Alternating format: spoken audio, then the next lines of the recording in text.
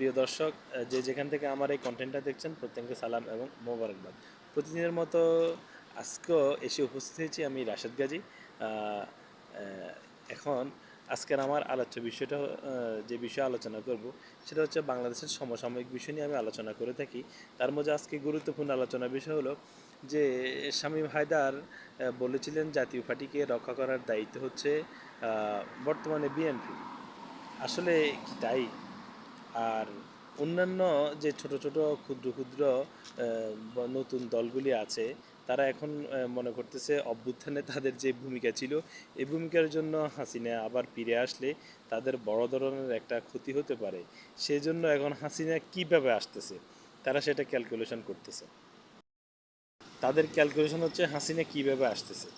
এখন তারা মনে করতেছে হাসিনা বা আওয়ামী লীগ জাতীয় পার্টিকে ধরেই, যেহেতু জাতীয় পার্টি তাদেরকে বিশাল একটা সময় সঙ্গ দিয়েছেন গত 15 বছর। যদি জাতীয় পার্টি সঙ্গ না দিতেন তাহলে তারা এত দিন টিকে থাকতে পারতেন না বা এগুলি নির্বাচন করতে পারতেন না।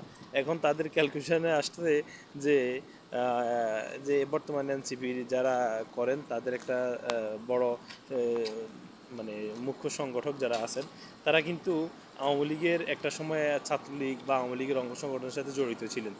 তো তারা মনে করতেছেন আমরা যেভাবে আওয়ামী লীগের অঙ্গ সংগঠনের সাথে জড়িত ছিলাম এবং সেখানে থেকে আমরা অভ্যুত্থান বা আওয়ামী লীগের বিরুদ্ধে অবস্থান নিয়েছি, সেখানে আসলে একটা বিষয় হচ্ছে কি, তারা মনে করতেছেন হয়তো বা জাতীয় পার্টিকে ধরেই আবার আওয়ামী লীগ সেখানে ফিরতে পারে, তাদের ওখানে আওয়ামী লীগ প্রতিদ্বন্দ্বিতা করতে পারে।